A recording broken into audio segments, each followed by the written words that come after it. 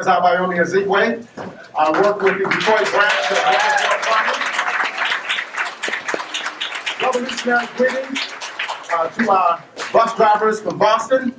Greetings to our comrades from Revolutionary Cuba.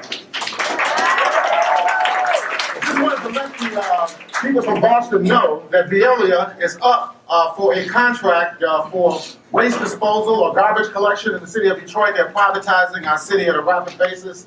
And of course, we will be at the city council once that contract comes up, demanding that they vote no against the union-busting Veolia.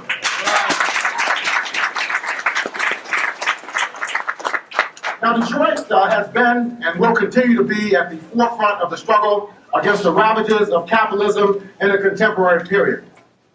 Now, in looking at the situation in Detroit and throughout the state of Michigan, it illustrates clearly that the so-called economic recovery championed by the Obama administration and the corporate media does not exist.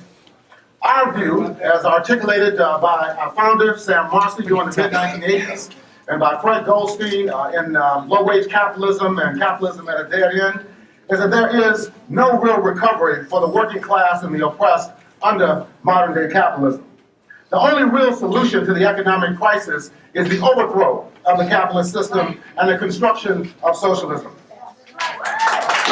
Detroit, which was the heartland of industrial capitalism from the early decades of the 20th century through the middle and later decades of the century, poses profound challenges for the organization and mobilization of the people based upon a revolutionary program. How do we organize workers, many of whom are from the oppressed nations, when their jobs, their schools, their houses, and their communities are being systematically destroyed through capitalist restructuring? Where do we begin in this period? And what is to be done in light of the fact that the traditional basis for the organization of the proletariat has undergone monumental changes? These are the questions that we're dealing with in Detroit and, of course, throughout the country. We have no other choice except to go where the workers are, where the oppressed are toiling, where the workers are toiling. We must approach our struggle based upon the concrete conditions that exist during this period. Wherever the workers and the oppressed are, we must be among them, learning from their thinking and actions, and engaging the masses with a revolutionary ideology and program that addresses their needs and aspirations. Consequently, our approach in the city of Detroit has been based upon and rooted in the most obvious aspects of the capitalist crisis. Through the Michigan Emergency Committee Against War and Injustice, McCowley, we sought to not only advance and maintain an anti-imperialist stance on the United States military interventions in various parts of the world, including Afghanistan, Iraq, Haiti, Somalia, Libya, and Syria, but to also stress that the Pentagon budget, the attacks on the Middle Eastern and Muslim communities represents the continuation of the war, even within the domestic confines of the United States. McCowley's slogan, which was raised about a decade ago, said, "Money for our cities, not for war." We appealed directly to the instinctive opposition to imperialist war among the oppressed and among the working class. This same programmatic approach led us to seriously address the housing question when, in 2007, tens of thousands of working class families in metropolitan Detroit were being thrown out of their homes by the banks.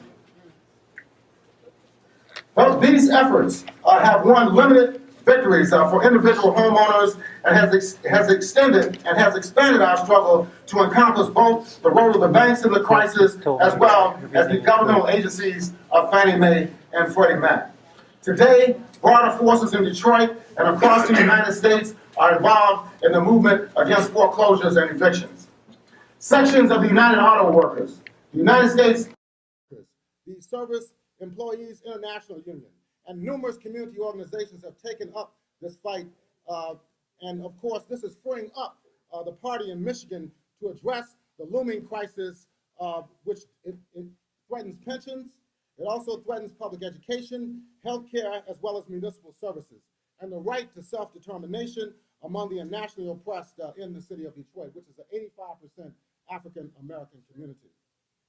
Now, developments in the recent months are a reflection of what the banks and the corporations are attempting to carry out in Detroit, but this portends much for the future status of the working class and the oppressed throughout the United States and indeed throughout the world.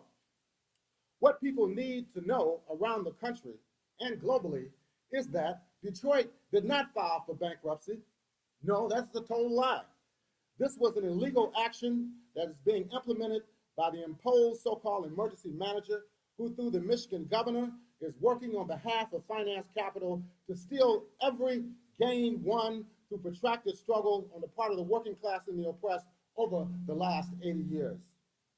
We have intervened in the Detroit economic crisis, brothers and sisters, as well as the bankruptcy itself. Our slogan is, cancel the debt.